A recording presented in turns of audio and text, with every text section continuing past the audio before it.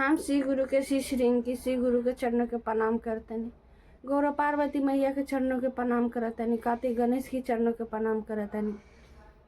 हरिंदर भैया लीलम दीदी के भी चरणों के प्रणाम करतनी। देखी लोग रौरा लोग इनके बीच में हम शिव चर्चा के गीत लेके आइल बनी। हमरा आशा बा विश्वास बा कि रौरा लोग इनके इस शिव चर्चा के गीत अच्छा लगी तो लाइक शेयर सब्सक्राइब जरूर करम लो। हम इंट्रो बाद गाना सुनावतनी। गाना के फुल आवाज में जरूर सुनम लो और गाना का आनंद लेम लोगिन। हर हर महादेव।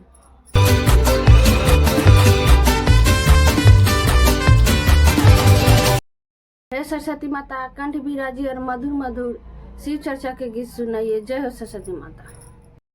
जोगिया के भेष धैले, जोगिया के भेष धैले, आइले शिव गुरु चरचवे में।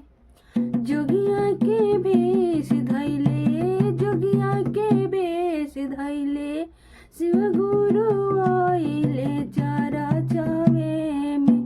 हो चरचवे में चर्चा सुने आइले चरचवे में। चर्चा सुने आइले चरचवे में। होखे जयकारा हो गलवा में नगावा मारे पोपका। होखे जयकारा हो गलवा में नगावा मारे पोपका से मारे पोपका। जोगिया के भेष धैले, जोगिया के भेष धैले, शिव गुरु आइले चरचवे में। हो चरचवे में चर्चा सुने आइले चरचवे में। चर्चा सुने आइले चरचवे में। चर्चा सुने आइले चरचवे में। गंगा जी के कहाँ वालू कौले हो भोसिवा गुरु चरचवे में। अरे गंगा जी के कहाँ वालू कौले हो बानी चरचवे में। चर्चा सुने आइनी चरचवे में। चर्चा सुने आइनी चरचवे में। जोगिया के भेष धैले, अरे जोगिया के भेष धैले, शिव गुरु आइनी चरचवे में। हो चरचवे में चर्चा सुने आइनी चरचवे में।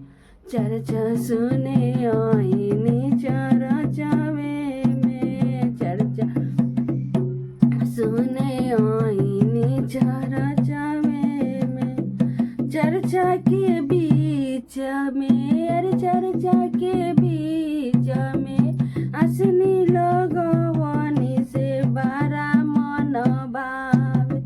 चर्चा के बीच में, अरे चर्चा के बीच में, असनी लगवानी से बारा मन भावे से बारा मन भावे। शिव गुरु के चरचवे में से बारा मन भावे। शिव गुरु के चरचवे में बारा मन भावे।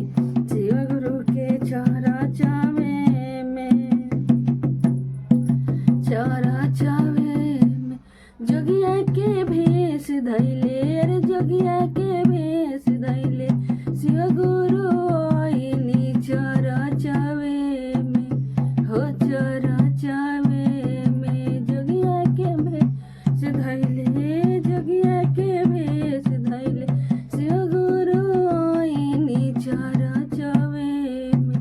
सो चरचवे में चर्चा सुने आइनी चरचवे में। चर्चा सुने आइनी चरचवे में। हरिंदर भैया देखिले शिव गुरु के सुरतिया से कहे लगले, से कहे लगले, आई गईले हमार शिव